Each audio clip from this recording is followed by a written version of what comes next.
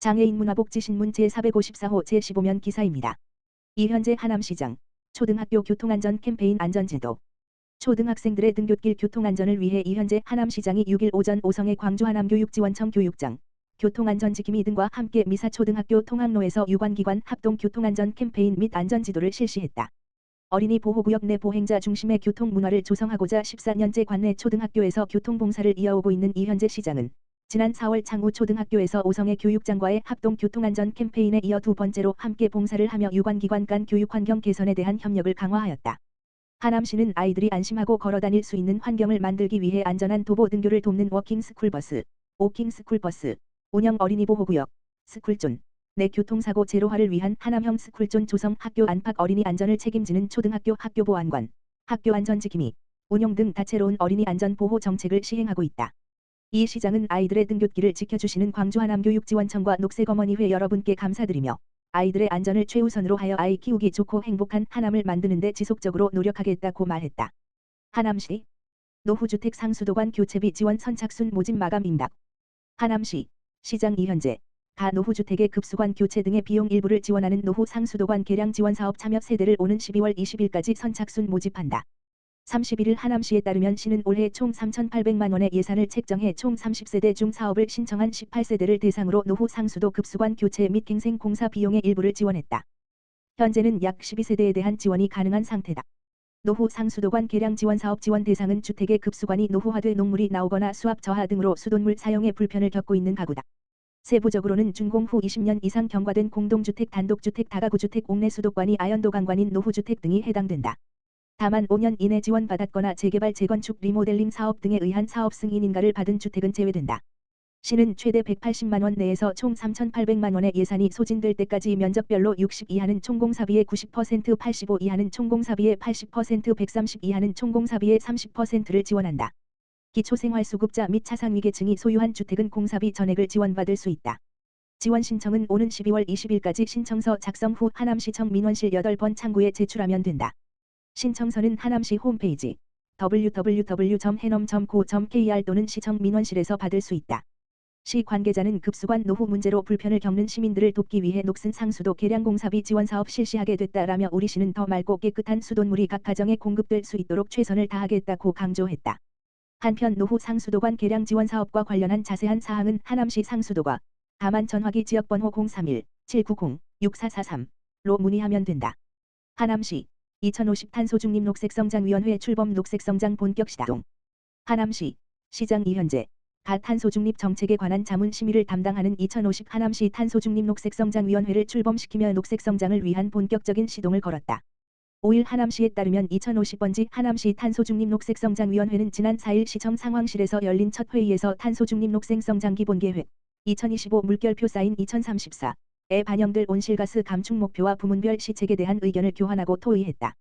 하남시 탄소중립 녹색성장위원회는 기후위기를 극복하기 위해 온실가스 감축과 탄소중립 사회로의 이행, 녹색성장 정책 등을 심의 의결기구로서 황하경 하남시 부시장을 당연직 위원장으로 기후환경 전문가 등 부시장을 포함하여 총 18명으로 구성됐다.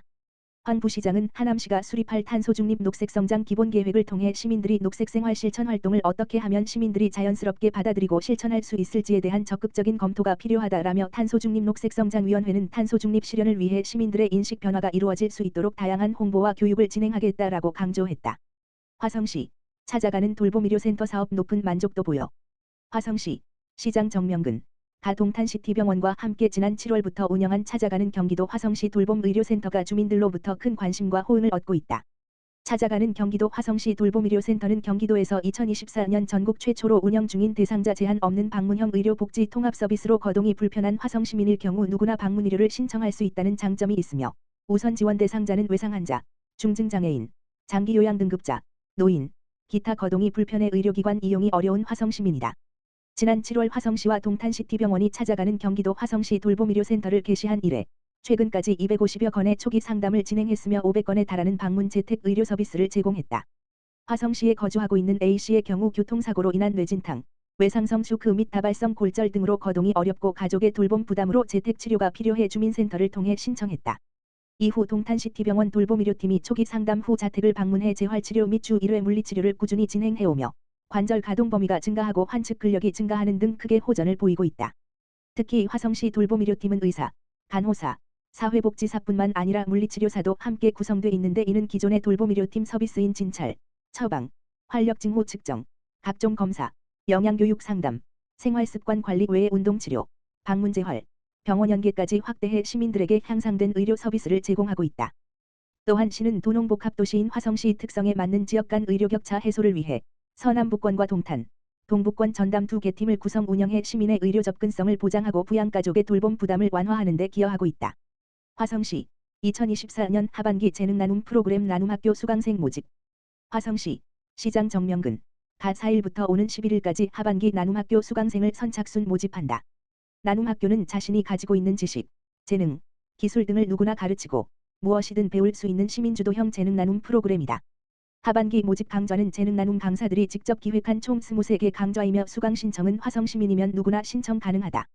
각 강좌별 주제, 일정, 강사 등 자세한 내용은 화성시 통합예약 시스템과 화성시 평생학습관 홈페이지에서 확인할 수 있다. 신동호 평생교육과장은 재능 나눔 강좌에 참여하며 시민들이 직접 주도하는 평생교육으로 배움과 나눔의 가치를 느끼는 계기가 되길 바란다고 말했다. 한편 나눔학교 강사 참여는 강의 경력과 상관없이 화성시민 누구나 수시로 신청할 수 있다. 화성시 2024 반려동물 행복나눔 축제 성황리 마무리. 화성시 시장 정명근 가 2일 화성 동탄 두 수질보건센터 축구장에서 열린 2024 화성 반려동물 행복나눔 축제를 성황리에 개최했다. 우리는 가족들 주제로 열린 이번 축제에서는 생명 존중 및 성숙한 동물 보호 공감대 형성으로 반려동물과 함께하는 공존 문화를 정착시키기 위한 화합의 장이었다. 3,500여 명의 화성 시민과 반려동물이 참여한 이날 행사에는 건강달리기 시민대상 패티켓 퀴즈대회 설채현 수의사의 토크 콘서트 동물 등록제 유기동물 길고양이 캠페인 등 반려동물에 대한 인식 개선을 위한 다양한 프로그램이 진행됐다. 특히 올해 처음 진행된 장애물 달리기 무료 건강상담 행동교정 등의 프로그램이 시민들의 큰 호응을 받았으며 반려견 놀이터는 중소형견과 대형견으로 구분해 안전하게 운영돼 행사장을 찾은 많은 반려동물이 즐겁게 뛰어놀며 행복한 가을 나들이를 즐겼다. 박경옥 화성시 동물보호과장은 이번 축제는 반려인과 비반려인이 서로 이해할 수 있는 공감의 장이었다며 앞으로도 시는 100만 화성시민의 수요에 맞는 다양한 반려문화 사업 및 행사를 제공하기 위해 노력하겠다고 밝혔다.